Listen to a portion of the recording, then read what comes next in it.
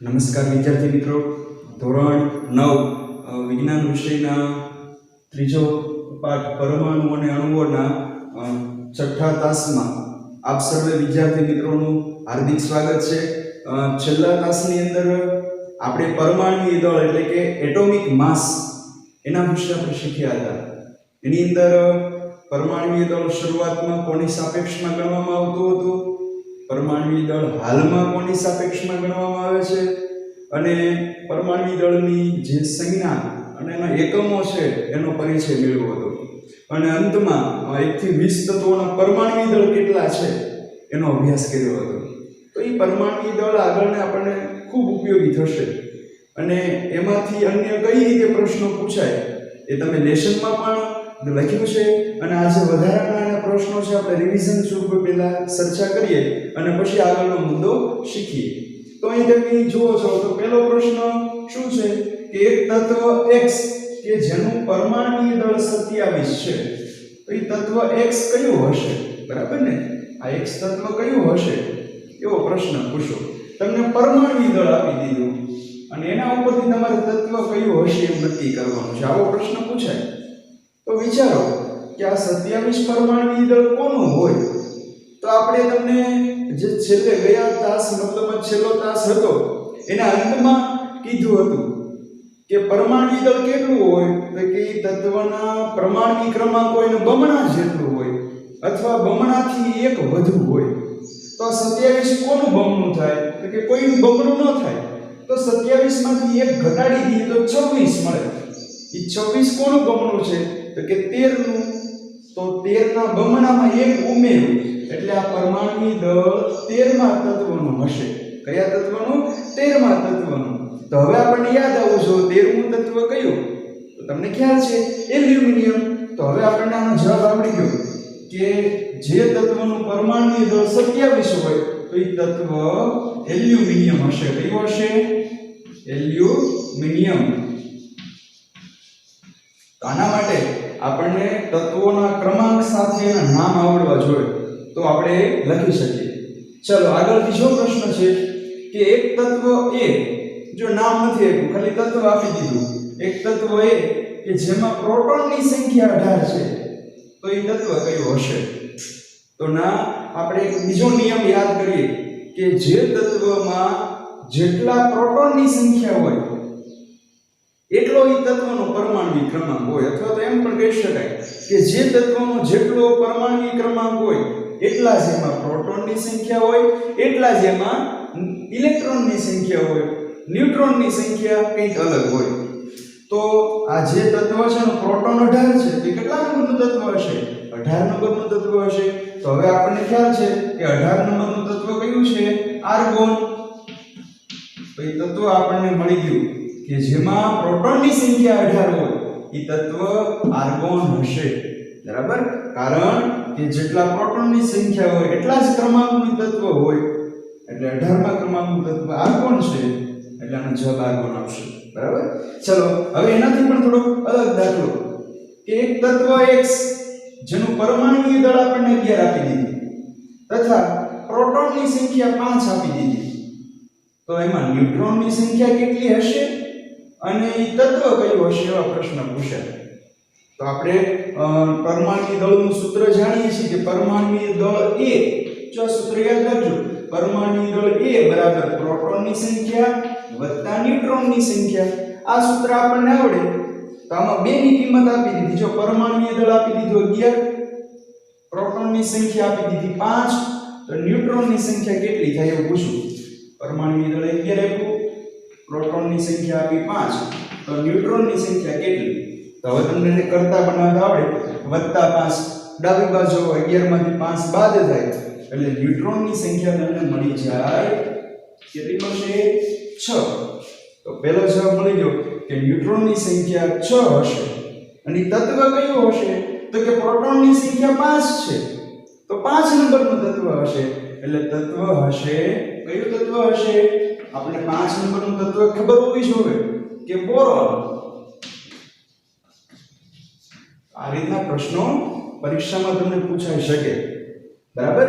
આવા નવનીતમાં આવા કોઈ પણ પ્રશ્ન તમને જોવા નહીં મળે, પણ 10મા ધોરણમાં કે ખૂબ જ જે સ્પર્ધાત્મક પરીક્ષાઓ હોય કે આપણે જે 9મા ધોરણ પછી પ્રખરતા શોધ કસોટીની પરીક્ષા હોય એની અંદર આવા પ્રશ્નો પૂછાય છે એટલે ખાસ વધારે આનો મહાવરો કરજો અને છેલ્લા તાસમાં આપણે એની ચર્ચા કરવાની રહી ગઈ હતી કે 1 થી 20 તત્વો છે એના પરમાણુ દળ આપણને ખબર છે કાં તો ક્રમાંકનું બમણું કરીએ અથવા તો બમણું કરીને એક ઉમેરીએ એટલું પરમાણુ દળ હોય પણ જ્યાં 17 નંબરનું તત્વ છે ક્લોરીન એ 17 નંબરના તત્વ ક્લોરીનમાં પ્રોટોનની સંખ્યા 17 હોય પ્રોટોનની સંખ્યા 17 ન્યુટ્રોનની સંખ્યા 18 હોય પણ એનું પરમાણુય દળ છે 35.5 જેટલું લેવામાં આવે છે પ્રાયોગિક ધોરણે પ્રયોગોને આધારે એનું પરમાણુય દળ 35.5 લેવામાં આવે છે એટલે આ એક આપણે યાદ રાખશું કે 1 થી 20 તત્વોમાં એક જ તત્વ એવું છે ક્લોરીન કે જેનું પરમાણુય દળ આ બંનેની સંખ્યાના સરવાળા જેટલું નહીં પણ પ્રાયોગિક ધોરણે થોડુંક વધારે 0.5 જેટલું વધારે લેવામાં આવે 17 ને 18 35 થાય પણ 0.5 જેટલું વધારે લેવામાં આવે પ્રાયોગિક ધોરણે નક્કી કરવામાં આવ્યું છે તો આ વાત થઈ રિવિઝનની ખાસ પરમાણુ દળવાળો કોષ્ટક છેલ્લા તાસમાં આપણે તાસના અંતમાં જોયું એ ખાસ તમે યાદ રાખજો ચાલો હવે આપણે આજના તાસમાં આગળ વધીએ તેમાં આજે એક નવો મુદ્દો છે એની ચર્ચા કરીએ કે પરમાણુ કેવી રીતે અસ્તિત્વ ધરાવે છે તો યાદ કરો પાઠની શરૂઆતમાં ભારતીય તત્વજ્ઞાની મહર્ષિ કણાદ પછીના પકુધા કાત્યાયન એને એવું કીધેલું કે પરમાણુ સ્વતંત્ર રીતે અસ્તિત્વ ન ધરાવે એ હંમેશા જોડીમાં સંયોજન એક સંયોજન સ્વરૂપે હોય બરાબર સંયોજન આપણે શીખી ગયા કે બે કે બેથી વધારે પરમાણુ કે તત્વ જોડાઈને નવા ગુણધર્મ ધરાવતો પદાર્થ બને એને આપણે સંયોજન કહીએ તો એ પકુધા કાત્યાયને અગાઉ કીધેલું કે પરમાણુ સ્વતંત્ર રીતે અસ્તિત્વ ધરાવતા નથી તો આ તાસમાં મતલબ આ મુદ્દામાં પાઠ્યપુસ્તકમાં આગળ એ જ ચર્ચા કરી છે કે પરમાણુ મોટા ભાગના પરમાણુ શું અમુક પરમાણુ છે એ સ્વતંત્ર અસ્તિત્વ ધરાવે આપણે જોઈએ પણ શું મોટા ભાગના એટલે કે અમુક સિવાયના તત્વોના પરમાણુ સ્વતંત્ર અસ્તિત્વ ધરાવતા નથી સ્વતંત્ર અસ્તિત્વ ધરાવતા નથી અપવાદ તરીકે જોઈએ કોણ સ્વતંત્ર અસ્તિત્વ ધરાવે પાઠ્યપુસ્તકમાં અપવાદ નથી પણ આગળ આવશે કે હિલિયમ નિયોન આર્ગોન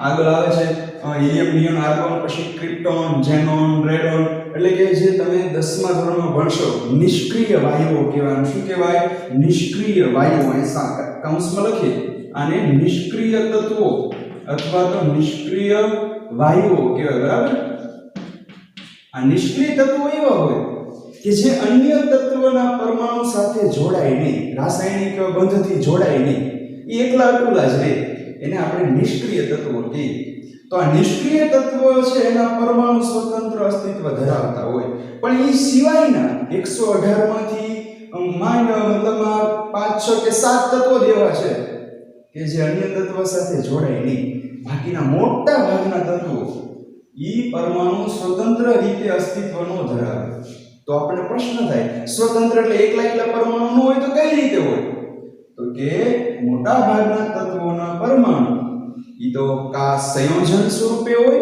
કા તો આયન સ્વરૂપે હોય એટલે આયન બનાવે છે આયન એટલે શું આપણે આગળના મુદ્દાઓમાં ચર્ચા કરશું કે એના અમુક ઇલેક્ટ્રોન બાહ્યતમ કક્ષામાં હોય ઇલેક્ટ્રોન ગુમાવીને અથવા તો ઇલેક્ટ્રોન મેળવીને બીજા તત્વ સાથે જોડાય છે એને આપણે આયન કહીએ છીએ બરાબર એટલે કે ઇલેક્ટ્રોન ગુમાવવાની વૃત્તિ અથવા તો ઇલેક્ટ્રોન મેળવવાની વૃત્તિ જેનામાં હોય ઇલેક્ટ્રોન ગુમાવીને કે મેળવીને આયન બનાવે પણ આપણે આગળ ચર્ચા કરશું વધારે તો આપણે શીખ્યા કે પરમાણુ મોટા ભાગના તત્વોના પરમાણુ સ્વતંત્ર અસ્તિત્વ ધરાવતા નથી પણ અમુક સ્વતંત્ર અસ્તિત્વ ધરાવવાની ચર્ચા કરી તો પરમાણુ કેવી રીતે હોય તો કે પરમાણુ આયન અથવા સંયોજન સ્વરૂપે હોય છે। શું? સંયોજન સ્વરૂપે હોય છે। આગળ આ પરમાણુઓ છે એ આયનોનું સંયોજન બનાવીને કંઈક દ્રવ્ય બનાવે। આપણે આજુબાજુ જે કંઈ દ્રવ્ય બનેલા છે વસ્તુ, એ બધી જ વસ્તુ આ આયન અને સંયોજન બની હોય, ઘણા બધા સંયોજનના ભેગા મળી અને દ્રવ્ય બનાવે। અને એ દ્રવ્ય આપણે આજુબાજુ છે એને આપણે જોઈ શકીએ, એને અનુભવી શકીએ અથવા તેનો આપણે સ્પર્શ પણ કરી શકીએ। તો એ વાત થઈ પરમાણુ, બરાબર। તો ખાલી આ બે વાત છે આપણે યાદ રાખશું કે મોટા ભાગના તત્વના પરમાણુ સ્વતંત્ર એટલે એકલા ન હોય, બરાબર। અપવાદરૂપ અમુક તત્વના પરમાણુ એકલા હોય છે। અને એક અગત્યની વાત આ કે પરમાણુ કેવા સ્વરૂપે હોય, કઈ રીતે અસ્તિત્વ ધરાવે, તો કે કાં તો આયન બનાવી નાખે, આયન બનાવીને બીજા તત્વના આયન સાથે જોડાઈ જાય, અથવા તો સંયોજન સ્વરૂપે હોય અને સંયોજન સ્વરૂપે હોય એ દ્રવ્યનું નિર્માણ કરે અને એને આપણે જોઈ, અનુભવી કે સ્પર્શ કરી શકીએ છીએ। ચલો આગળ હવે પાઠ્યપુસ્તકમાં ઇન્ડેક્સ ક્વેશ્ચન આપેલા છે, બ્લુ રંગના પ્રશ્નો। એમાં પહેલો પ્રશ્ન કે પરમાણ્વીય દળ એકમને વ્યાખ્યાયિત કરો। તો આપણે આગળના તાસમાં શીખી ગયા કે કાર્બન 12 નો સમસ્થાનિક છે, એ કાર્બન 12 ના સમસ્થાનિકના એક પરમાણુ દળના 1/12 ભાગને આપણે એક એકમ પરમાણુય દળ એમ કહી શકીએ, બરાબર। પાઠ્યપુસ્તકમાં એની વ્યાખ્યા છે કે પરમાણુય દળ એટલે શું અને એકમને આપણે વ્યાખ્યાયિત કરવો હોય તો કાર્બન 12 ના સમસ્થાનિકને, ફરીવાર કાર્બન 12 ના સમસ્થાનિકના એક પરમાણુના દળના 1/12 ભાગને એક એકમ પરમાણુય દળ છે એમ કહેવાય, બરાબર। એટલે તમે હવે લખી શકો। અન્ય રીતે પણ આપણે વ્યાખ્યાયિત કરી શકીએ પરમાણુય દળને। તો પરમાણુય દળ માટેનું આપણે સૂત્ર જાણીએ કે પરમાણુય દળ બરાબર પ્રોટોનની સંખ્યા વત્તા ન્યુટ્રોનની સંખ્યા। તો આપણે કેમ વ્યાખ્યાયિત કરી શકીએ પરમાણુય દળને? તો કે ભાઈ પ્રોટોનની સંખ્યા અને ન્યુટ્રોનની સંખ્યાના સરવાળાને પરમાણુય દળ કહે છે। પણ એ પરમાણુય દળને વ્યાખ્યાયિત કરવા આપણે એકમને કીધું છે, એટલે આપણે એ રીતે જેમ આગળ ચર્ચા કરી કાર્બન 12 ના સમસ્થાનિકના આધારે એ જવાબ આપણે આમાં લખવો પડશે। ત્યારબાદ બીજો પ્રશ્ન, કોઈ એક પરમાણુને આપણે નરી આંખે જોવું શા માટે મુશ્કેલ છે? કોઈ તત્વ છે એનો એક જ પરમાણુ, એને આપણે શા માટે ન જોઈ શકીએ? તો આપણે શીખી ગયા કે પરમાણુ કેટલા વિશાળ હોય, કે આપણે શીખી ગયા ને આગળના મુદ્દામાં કે પરમાણુની ત્રિજ્યા અતિ સૂક્ષ્મ હોય, નેનોમીટરમાં હોય। તમને ખ્યાલ છે કે હાઇડ્રોજન પરમાણુની ત્રિજ્યા 10⁻10 ઘાત એટલે કે 1 એંગસ્ટ્રોમ જેટલી હોય। પાણીનો એક અણુ હોય H2O, એક અણુ, તો એની ત્રિજ્યા 10⁻9 ઘાત મીટર એટલે કે 1 નેનોમીટર જેટલી હોય અને એ માપ ખૂબ જ સૂક્ષ્મ છે, નાનું છે। એટલે આપણે એક પરમાણુને નરી આંખે જોઈ શકતા નથી। એટલે આનો આપણે જવાબ લખીએ કે પરમાણુનું કદ અતિ સૂક્ષ્મ હોય છે, એની ત્રિજ્યા નેનોમીટરમાં હોય છે અને એ માપ આપણે જોવું મુશ્કેલ છે, બરાબર।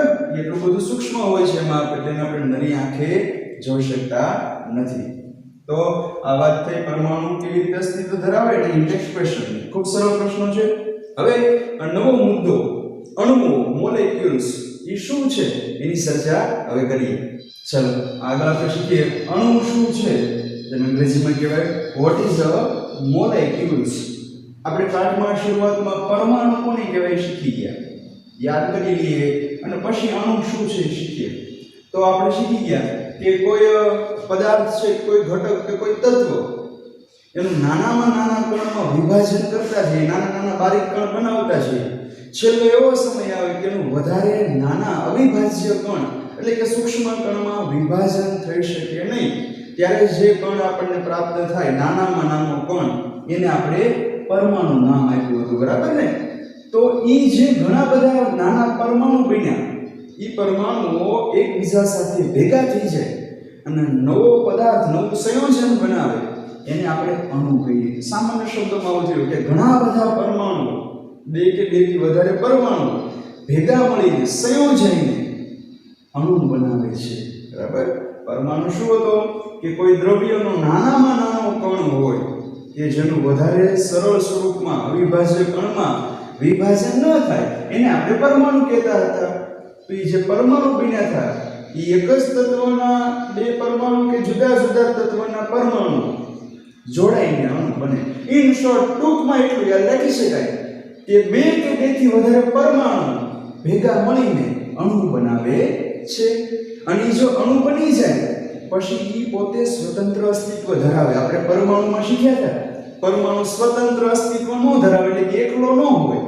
એ હંમેશા કાં તો સંયોજન બનાવી નાખે કોક સાથે જોડાઈને, કાં તો આયન બનાવીને અન્ય તત્વના આયન સાથે જોડાઈ જાય. પણ અણુ છે એકવાર નિર્માણ પામે પછી સ્વતંત્ર રીતે રહી શકે, અસ્તિત્વ ધરાવી શકે. આપણે એક ઉદાહરણ લઈએ, પાણીનો અણુ. તો એકવાર પાણીનું નિર્માણ થયું, બૂંદ બન્યું, પછી એમનું અસ્તિત્વ ધરાવે. હા, અમુક ક્રિયાને લીધે એનું બાષ્પીભવન થઈને એ ઉપર જતું રહે, બરાબર, અને એનો ફરીવાર વાદળ બંધાય છે અને ફરીવાર વરસાદ આવે, પણ એનું નિર્માણ થઈ ગયું પછી નષ્ટ થતું નથી. એટલે ટૂંકમાં આપણે યાદ રાખીએ છીએ કે બે કે બેથી વધારે પરમાણુનો સમૂહ છે એ અણુ બનાવે છે. એટલે આપણે નોંધીએ એટલે વધારે ખ્યાલ આવે કે સામાન્ય રીતે બે કે બેથી વધારે પરમાણુઓનો સમૂહ અણુ બનાવે છે. અને આ અણુ જે બને એ અણુ સ્વતંત્ર રીતે અસ્તિત્વ ધરાવતો હોય અને એ અણુ બને ત્યારે એના પરમાણુઓ જે જોડાણા હોય એ ખૂબ જ આકર્ષણ બળથી જોડાયેલા હોય. એટલે કે એના પરમાણુ એકબીજાને જકડી રાખે, એટલા માટે જ એનું અસ્તિત્વ જળવાઈ રહે છે. તો આના આધારે આગળ આપણે આની વ્યાખ્યા લખી શકીએ અણુની. જે સામાન્ય રીતે આને અણુ કહેવાય કે બે કે બેથી વધારે પરમાણુનો સમૂહ. પણ આપણે એને વ્યાખ્યાયિત કરવું હોય કે અણુની વ્યાખ્યા આપો, જેમ આપણે પરમાણુની વ્યાખ્યા આપી હતી એમ અણુની વ્યાખ્યા આપી હોય તો આપણે એમ લખી શકીએ કે એક જ તત્વના કે જુદા જુદા તત્વના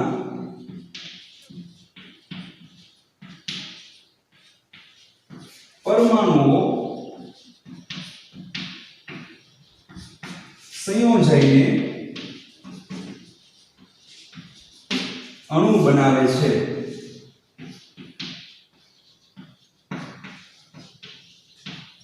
શું? એક જ તત્વના. જેમ કે હાઇડ્રોજન છે તો એ હાઇડ્રોજનનો એક પરમાણુ અન્ય હાઇડ્રોજનના પરમાણુ સાથે જોડાય અને જે અણુ બનાવે એને તત્વના અણુ કહેવાય. આપણે આગળ શીખશું કે અણુઓના બે પ્રકાર છે, એક તો તત્વના અણુ અને જુદા જુદા તત્વોના અણુ. એટલે એમાં શું ફેર કે એક હાઇડ્રોજન તત્વ હોય તો એની સાથે બીજો હાઇડ્રોજન તત્વનો પરમાણુ જોડાય અને હાઇડ્રોજનનો અણુ બને તો એને એક જ તત્વના અણુ કહેવાય. પણ હવે સોડિયમનો એક પરમાણુ એ ક્લોરીનના એક પરમાણુ સાથે જોડાય અને NaCl બનાવે, એ એક અણુ છે NaCl. તો એ જે અણુ બન્યો એને જુદા જુદા તત્વના અણુ કહેવાય. બરાબર? તો આપણે વ્યાખ્યા લખી કે એક જ તત્વના કે જુદા જુદા તત્વના પરમાણુઓ સંયોજન એટલે એકબીજા સાથે ભેગા મળીને અણુ બનાવે છે. અને આ ખૂબ જ સરળ વ્યાખ્યા છે અને આના આધારે તમે હવે ગમે ત્યારે વ્યાખ્યા લખી શકો.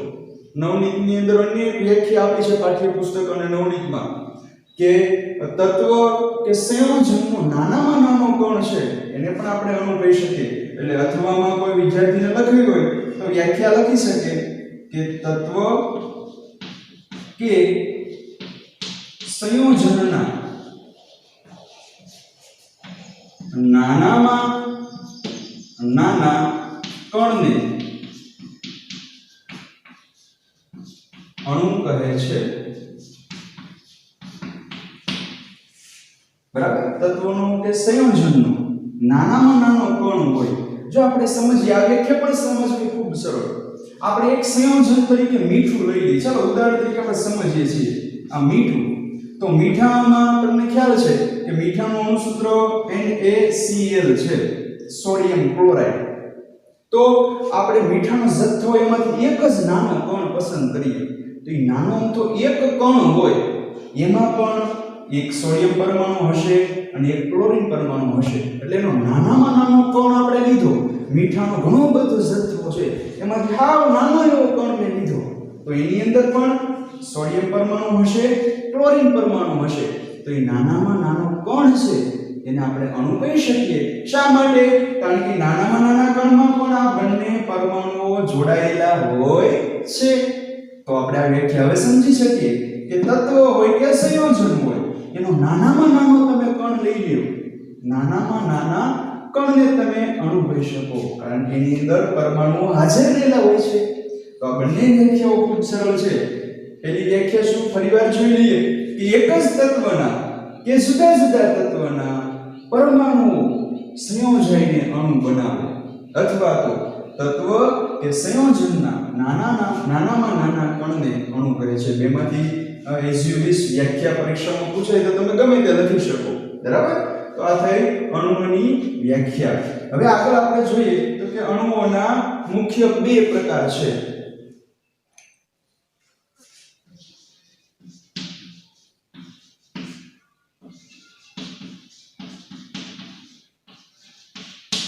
એમાંનો પહેલો પ્રકાર છે એક જ તત્વના અણુઓ અથવા તો તત્વના અણુઓ એમ પણ લખી શકીએ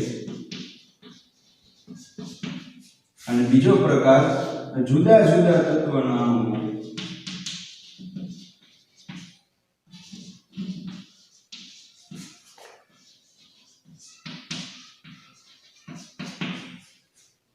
એક જ તત્વના અણુઓ અને જુદા જુદા તત્વના અણુઓ આ જુદા જુદા તત્વોના અણુઓ છે એને આપણે સંયોજનના અણુ પણ કહી શકીએ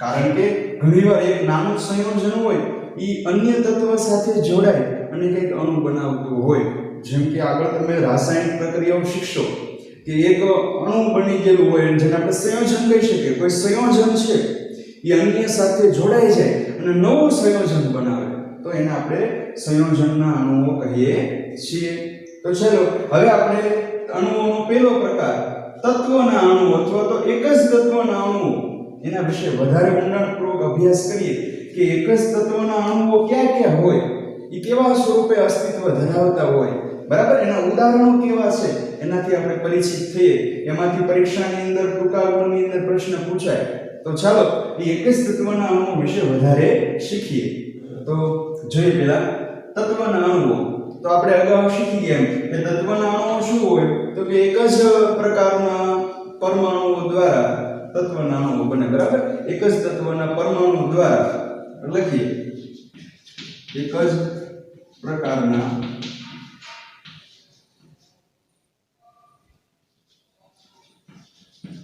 પરમાણુઓ દ્વારા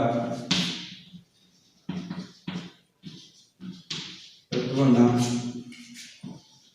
અણુઓ બને છે એક જ તત્વ એક જ પ્રકારના પરમાણુ હોય એમાં જુદા જુદા તત્વના પરમાણુ ન હોય તો એને આપણે તત્વના અણુઓ કહેવાય બરાબર તત્વના અણુઓ કહીએ છીએ હવે એમાં કેટલાક ઉદાહરણો જોઈએ તત્વના અણુઓના ખાસ તો આપણે એ શીખવું છે કે તત્વના અણુઓ ક્યાં છે તો એમાં હિલિયમ નિયોન આર્ગોન આ એવા તત્વો છે કે એમાં એક જ પરમાણુથી અણુઓ બનેલા હોય છે શું આ હિલિયમ નિયોન આર્ગોન છે જેવા તત્વો છે આને આપણે અગાઉ શીખી ગયા આપણે નિષ્ક્રિય તત્વો કહીએ તો આ તત્વો છે એ એક જ પ્રકારના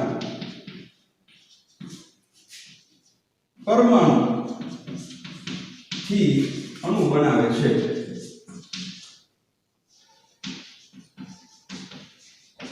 એક જ પ્રકારના અને આપણે એમ પણ કહી શકીએ કે એક જ પરમાણુથી એક જ પ્રકારના પ્લસ એક જ પરમાણુથી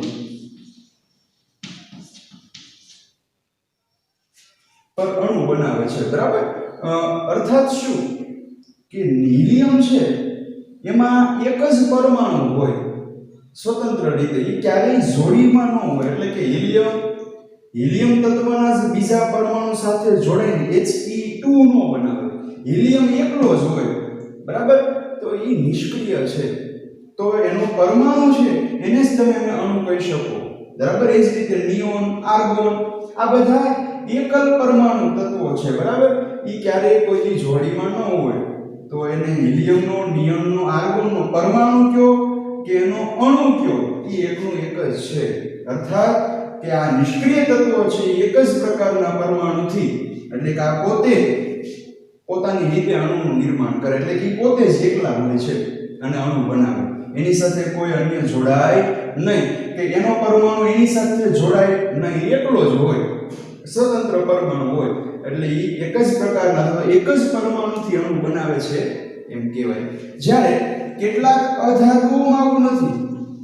અમુક અધાતુઓ એવા છે કે જે ઉદાહરણ તરીકે આપણે તત્વના અણુ જોઈએ તો એના જ તત્વના બીજા પરમાણુ સાથે જોડાય અને અણુ બનાવે. આપણે ઓક્સિજનની ચર્ચા કરીએ તો ઓક્સિજનના બે પરમાણુ જોડાઈને O2 નો અણુ બનાવે. શું કરે? ઓક્સિજનના બે પરમાણુઓ જોડાઈને O2 નો અણુ બનાવે, અને આપણે ડાયઓક્સિજન કહીએ છીએ. તો આને અણુ કહેવાય. અને સિંગલ આ રીતે ઓક્સિજનની સંજ્ઞા આપણે દર્શાવીએ ત્યારે એને ઓક્સિજન પરમાણુ કહેવાય. હમણાં જ તાજેતરમાં એક વિદ્યાર્થીને પ્રશ્ન થયો હતો કે સાહેબ ઓક્સિજન પરમાણુ કે અથવા તો ઓક્સિજન અણુ કે તેની સંજ્ઞાઓ કઈ લખવી? તો આપણે 1 થી 20 તત્વો જોયા, એની અંદર આપણે સિંગલ સંજ્ઞા લખતા HSE બરાબર, Li Be B વગેરે સિંગલ લેટર લખતા આપણે, બરાબર. તો એ પરમાણુની સંજ્ઞા કહેવાય. ઓક્સિજન પરમાણુની સંજ્ઞા કહે તો O આવે, પણ ઓક્સિજન અણુની સંજ્ઞા કહે તો O2 લખવાનું. ખાસ યાદ રાખજો. આ વિડિયો આપણે પાડશું કે તમને એમ કે હાઇડ્રોજન વાયુ લખો, તો હાઇડ્રોજન વાયુની સંજ્ઞા આપણે લખવી હોય તો એ હંમેશા H2 જ લખાય, કારણ કે વાતાવરણમાં હાઇડ્રોજન એકલો ન હોય. આપણે આજ તાસની અંદર આજ મુદ્દામાં આગળ શીખશું કે હાઇડ્રોજન દ્વિપરમાણુય અણુ છે, એટલે એ હંમેશા ડબલની જોડીમાં વાતાવરણમાં રહેલો હોય. તો જ્યારે હાઇડ્રોજન વાયુ દર્શાવવાનું કે તો આપણે H2 એની સંજ્ઞા લખવી પડે, પણ હાઇડ્રોજન પરમાણુની સંજ્ઞા કે તો આપણે ખાલી ફક્ત S લખીએ, બરાબર. આ ખાસ યાદ રાખજો. તો આપણે જોતા હતા તત્વના અણુઓ, તો કે એક જ પ્રકારના પરમાણુ દ્વારા તત્વના અણુ બને. એમાં હિલિયમ, નિયોન, આર્ગોન એ એક જ પ્રકારના એક જ પરમાણુથી અણુ બનાવે. જ્યારે કેટલીક અધાતુઓ, એમાં ખાસ કરીને જે ઓક્સિજન અધાતુ છે એના જ્યારે બે પરમાણુ જોડાય ત્યારે ઓક્સિજનનો અણુ બને, અને જ્યારે ઓક્સિજનના 3 પરમાણુઓ જોડાય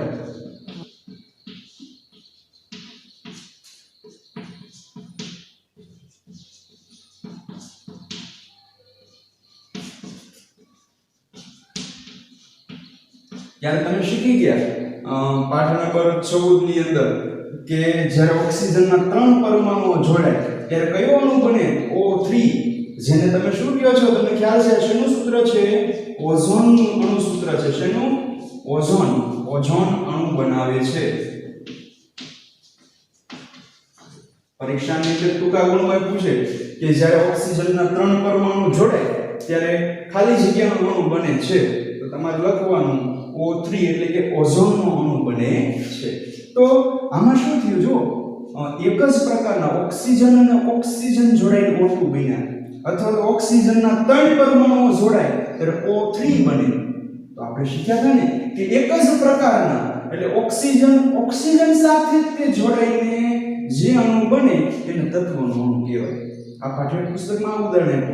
આ સિવાય અન્ય ઉદાહરણ તમે લખી શકો કે હાઇડ્રોજનના 2 પરમાણુ, આપણે લખીએ અન્ય ઉદાહરણ કે હાઇડ્રોજનના 2 પરમાણુ જોડાઈને H2 અણુ બનાવે.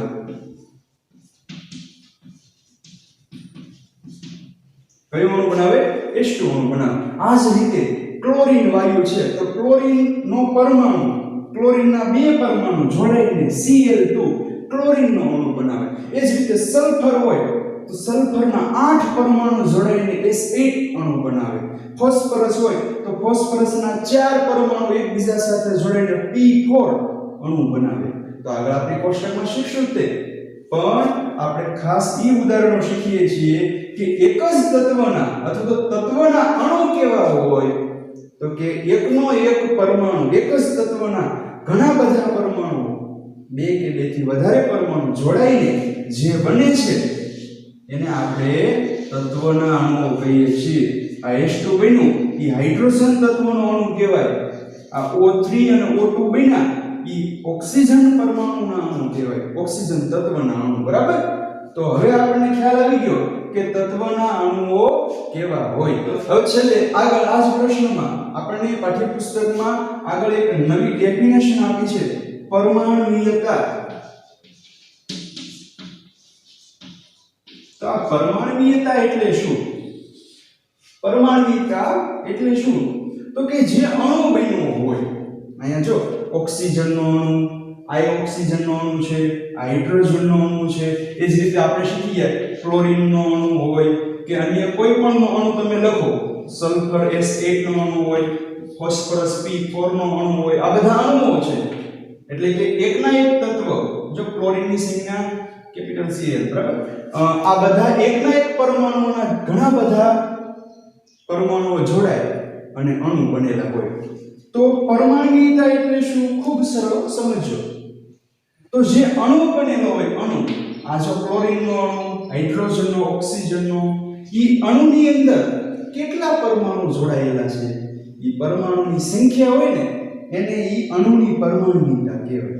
ઉદાહરણ તરીકે આ હાઇડ્રોજન નો અણુ છે, એની મારે પરમાણ્વીયતા મેળવવી હોય તો આ હાઇડ્રોજનના અણુમાં કેટલા હાઇડ્રોજન જોડાયેલા છે? 2 હાઇડ્રોજન. તો આ હાઇડ્રોજનના અણુની પરમાણ્વીયતા 2 છે એમ કહેવાય. હવે આ ફોસ્ફરસનો અણુ છે, એની અંદર કેટલા પરમાણુ જોડાયેલા છે? 4. તો આ અણુની અંદર 4 પરમાણુ જોડાયેલા છે. તો આ અણુની પરમાણ્વીયતા 4 છે એમ કહેવાય. અહીંયા જો આપણે તત્વના અણુ શીખીએ, આ જ રીતે આપણે સંયોજનના અણુ શીખશું. એમાં કંઈક આ રીતે NaCl આવો એક અણુ આપ્યો આપણને, તો આ જુદા જુદા તત્વના અણુ છે, એને સંયોજનના અણુ કહેવાય. તો આમાં કેટલા પરમાણુ જોડાયેલા છે? 1 અને 1, એટલે 2 પરમાણુ કુલ જોડાણા. તો ઈ અણુ, સંયોજનનો અણુ છે, એની પરમાણ્વીયતા કેટલી થાય? 2. ઇન શોર્ટ, જે અણુ બનેલો હોય એની અંદર કેટલા પરમાણુએ ભાગીદારી કરી, કેટલા પરમાણુ જોડાયા, એની સંખ્યાને ઈ અણુની પરમાણ્વીયતા કહેવાય. તો ચાલો આપણે આ પરમાણ્વીયતા છે એની વ્યાખ્યા નોંધીએ. કોઈ પણ અણુના બંધારણમાં જોડાયેલ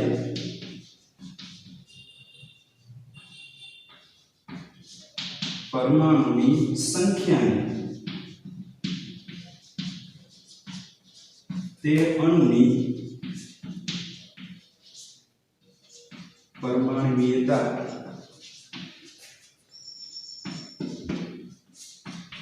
કહે છે. બરાબર? તો આ પરમાણ્વીયતાની વ્યાખ્યા યાદ રાખજો.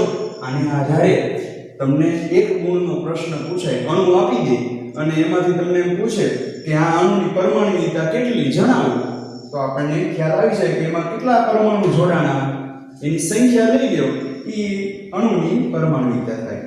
તો આપણે છેલ્લે પરમાણ્વીયતા મુદ્દો શીખ્યો. આગળ પાઠ્યપુસ્તકમાં આપણે કોષ્ટક આપેલું છે, એમાં જુદા જુદા તત્વના જે અણુઓ છે એ અણુમાં કેટલા પરમાણુ જોડાયેલા હોય છે, એની પરમાણ્વીયતા કેટલી છે એ આગળ આપ્યું છે, તો એ શીખીએ. ચાલો મિત્રો, તમે કોષ્ટકમાં જોઈ શકો છો કે પહેલાં તમને તત્વના 2 પ્રકારો, અધાતુ અને ધાતુ આપેલા છે. વચ્ચેના કોલમમાં તેમના નામ અને છેલ્લા કોલમમાં તેમની પરમાણ્વીયતા આપેલી છે. તો અધાતુમાં પહેલું નામ છે આર્ગોન. ત્યાં કાઉન્સમાં તમે જોઈ શકો છો કે તેની સંજ્ઞા AR અને એ પોતે સિંગલ પરમાણુવીય છે, બરાબર. એટલે કે વાતાવરણમાં એક જ તે પરમાણુ હોય છે જે સ્વતંત્ર હોય, એ જોડીમાં હોતા નથી. એ જ રીતે હિલિયમ પણ એકલ પરમાણુવીય છે, એટલે કે એની પરમાણુવીયતા બંનેની એક છે. ત્યારબાદ ઓક્સિજન, એના 2 પરમાણુ જોડીમાં હોય છે, એટલે તેની પરમાણુવીયતા દ્વિ છે, બરાબર. એટલે દ્વિપરમાણુવીય તત્વ. એ જ રીતે હાઇડ્રોજન, નાઇટ્રોજન અને ક્લોરિન એ પણ દ્વિપરમાણુવીય અણુ છે. આગળ ફોસ્ફરસ, એ 4 પરમાણુ જોડાઈને એક અણુ બનેલો હોય, એટલે તેની પરમાણુવીયતા 4 છે, એટલે એને ચતુષ્પરમાણુવી કહેવાય. છેલ્લે સલ્ફર, જેમાં પરમાણુ 8 જોડાઈને એક S8 એવો અણુ બનેલો હોય, એટલે તેને આપણે બહુપરમાણુવીય અણુ કહીએ છીએ. આગળ ધાતુના નામ આપેલા છે: સોડિયમ, લોખંડ, એલ્યુમિનિયમ, કોપર. એ બધા વાતાવરણમાં સિંગલ પરમાણુ છે એ અસ્તિત્વ ધરાવતા હોય સ્વતંત્ર રીતે, એટલે એ દરેકની પરમાણુવીયતા 1 છે એમ કહેવાય. તો આ કોષ્ટક પરથી તમે દરેક તત્વ છે એની પરમાણુવીયતા યાદ રાખજો. પરીક્ષામાં 1 ગુણની અંદર એ તમને પૂછાઈ શકે છે. તો આજના તાસમાં અહીં સુધી રાખીએ છીએ. અસ્તુ. જય હિન્દ.